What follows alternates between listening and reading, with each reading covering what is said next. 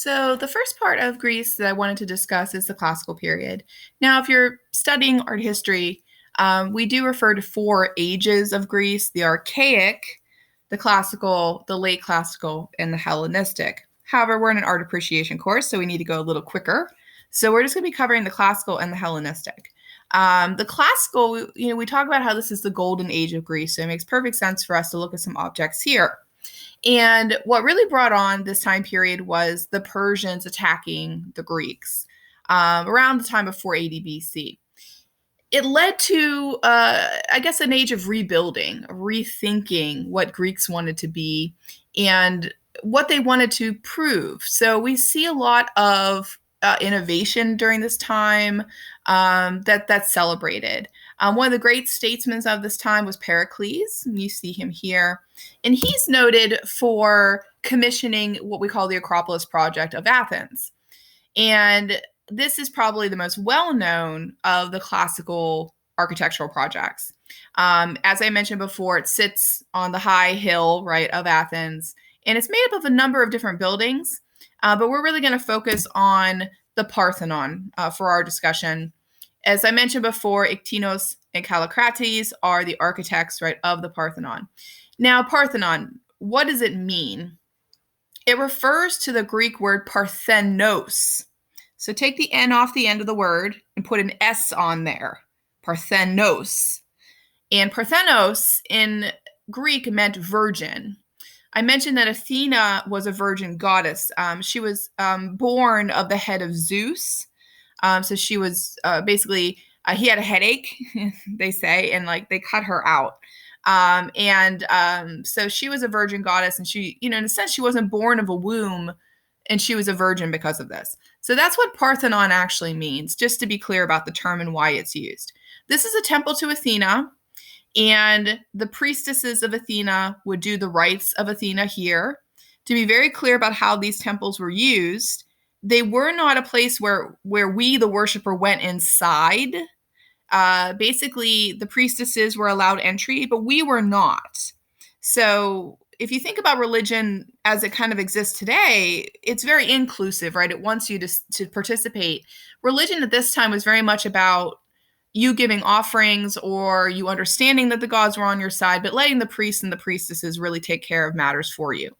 Now, what's so special about the Parthenon is that this is the classical age. It's really a symbol of architectural perfection. Everything about its design is meant to be perfect and follow, mathematical formulae, really follow the golden rule, right? All these ideas of how something can be perfect.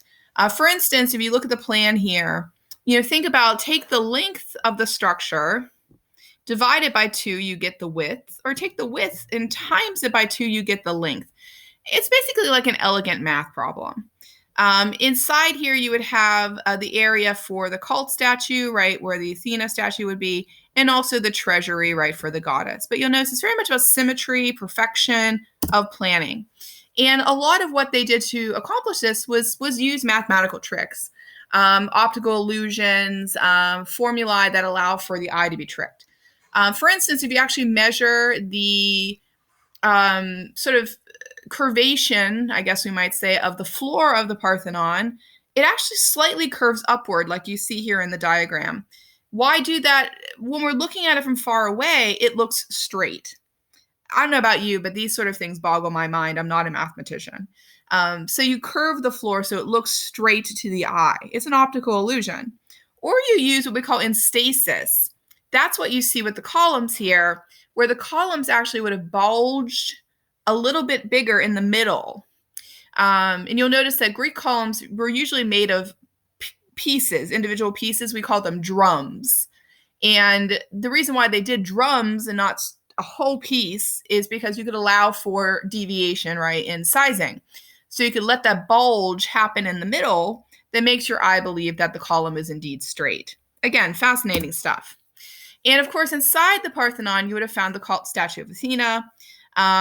And if you've ever wanted to see the Parthenon, but can't travel to Athens, there's actually a full-scale replica of it in Nashville, in Tennessee.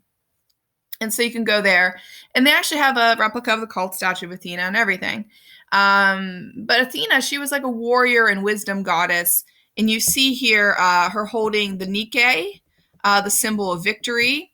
We'll see a statue during the Hellenistic period of Nike of Samothrace. Notice I'm saying Nike, not Nike, but Nike, the company, takes the swoosh, right, the wing as their logo symbol, and the idea of the sports being about victory, right? So Nike, victory, Nike, sports, right? So a little bit of an interesting idea there. Now, looking at classical sculpture, the Greeks also really very much excelled in sculpture. We celebrate them because they were the first to really think about naturalism. Go back, look at the Egyptian statuary, no naturalism, right? The canon of proportions was used. So here you see a natural body. With Polykleitos' work here, you'll notice he's using the contrapposto. It's basically the cross posing, contra posing, right? What is it? It's the use of this locked leg and this loose leg to create basically a natural form. It also can be expanded to the chastic or the cross balancing. Now, I explain this two different ways. You can either think of it as both things over here are locked. The arm and the leg are locked. The arm and the leg are loose. Or you can draw an X across the body and say loose, lock, lock, loose, right? However you'd like to remember it in your brain, right? But these ideas create a natural body. And we call these things, again, canons. They're rules. So Polykleitos is very well known in Greek classical sculpture as creating the spear bearer, the statue, to show you the rules of naturalism. Very famous statue.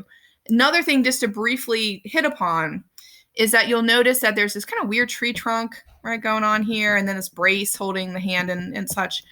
This lets you know that you're dealing with a Roman copy of a Greek original. Romans inherited Greek culture, and that includes their art. And unfortunately, they were a war culture, so they melted down a lot of the bronze statues and made copies of them. Now, what you can do in bronze and what you can do with marble are two separate things.